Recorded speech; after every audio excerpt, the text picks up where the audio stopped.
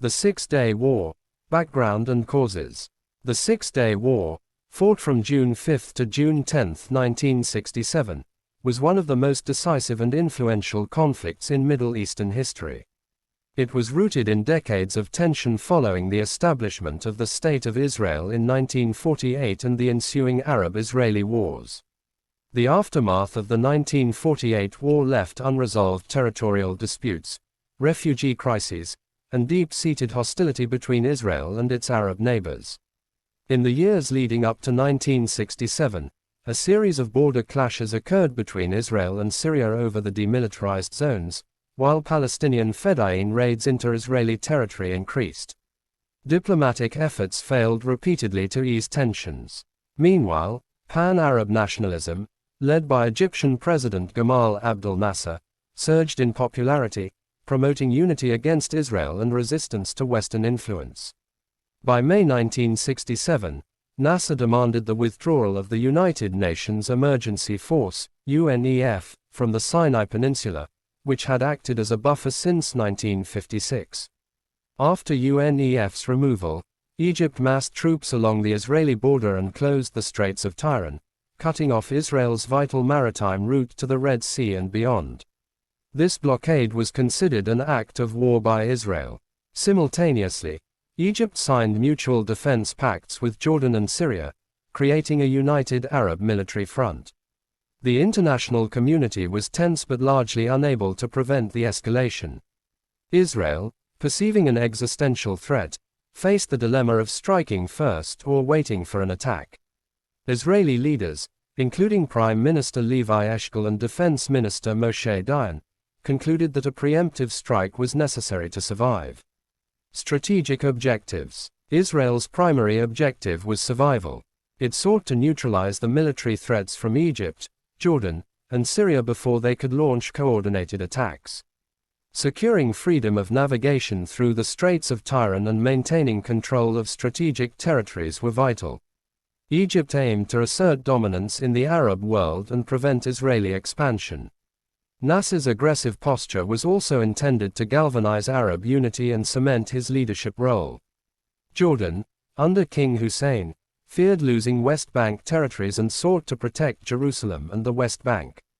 Syria aimed to pressure Israel by holding the Golan Heights, from where artillery could target northern Israel.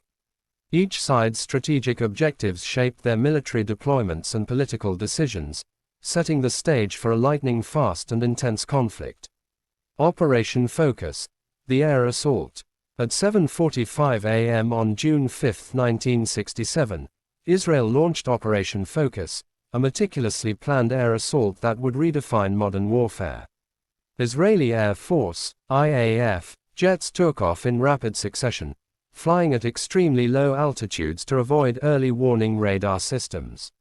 Their targets were Egyptian airfields scattered across the Sinai Peninsula. The mission was to destroy enemy aircraft on the ground, cratering runways and disabling air defenses to achieve air superiority. Israeli pilots used specialized bombs that exploded on impact, creating craters large enough to prevent Egyptian planes from taking off or landing. In just under 3 hours, the IAF destroyed more than 300 Egyptian aircraft, nearly 90% of Egypt's air force. This devastation left Egypt unable to provide air cover for its ground forces or challenge Israeli operations in the skies. The operation also included strikes against airbases in Jordan, Syria, and Iraq, further crippling Arab air power. This unparalleled success was due to extensive preparation, surprise, and precise execution. Israel's use of electronic warfare, including radar jamming and deception tactics, helped mask the attack's approach.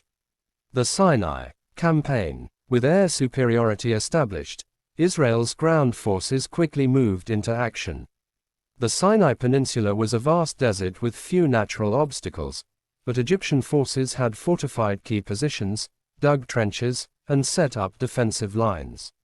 Israeli commanders employed rapid maneuver warfare, relying on armored brigades supported by infantry and artillery.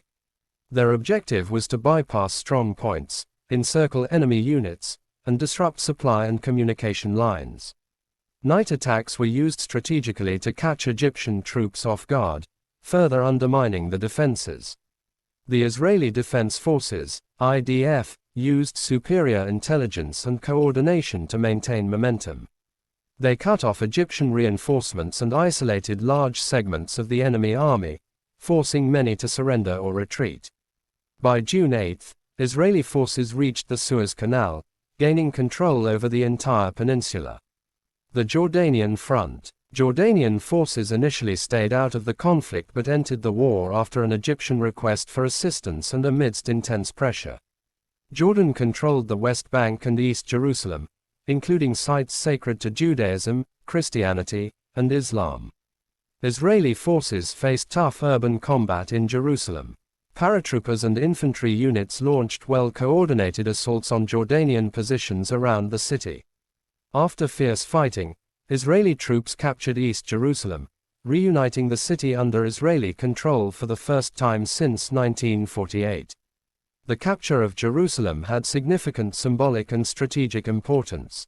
Israeli forces then pushed into the West Bank, defeating Jordanian forces and securing strategic hilltops and transportation routes. The Syrian Front and the Golan Heights. In the north, Syrian forces stationed on the Golan Heights used artillery to shell Israeli communities in the Galilee. The Golan Heights' steep and rugged terrain made it a natural fortress, difficult to assault. Israeli commanders planned a surprise offensive on June 9, concentrating armor and infantry units in a rapid, well-supported attack.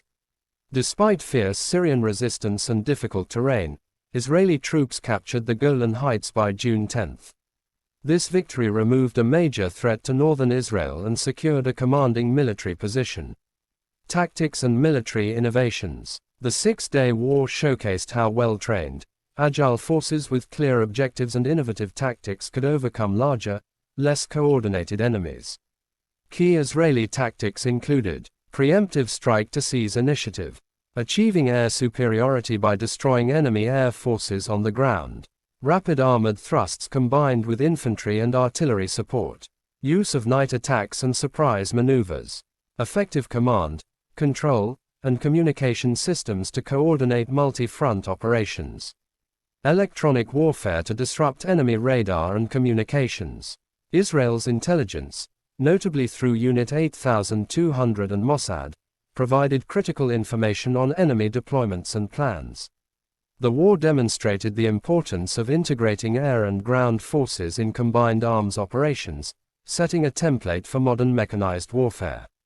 Aftermath and legacy. The war ended in a stunning Israeli victory after 6 days.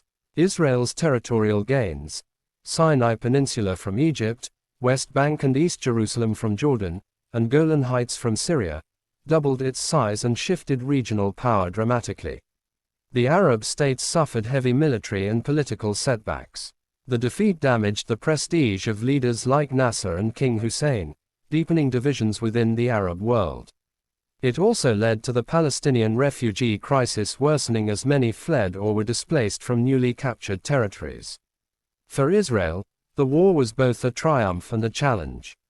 Control of new territories brought security but also new political and diplomatic dilemmas, especially regarding the status of Palestinians. The conflict laid the groundwork for future wars, peace negotiations, and ongoing tensions that persist today. Military analysts continue to study the Six-Day War as a case study in preemptive war, rapid maneuver tactics, and the critical role of air power. It remains a landmark in military history and a reminder of the power of preparation, innovation, and decisive action. If you appreciate the effort, do subscribe to the channel and press the bell to revisit more of such interesting wars.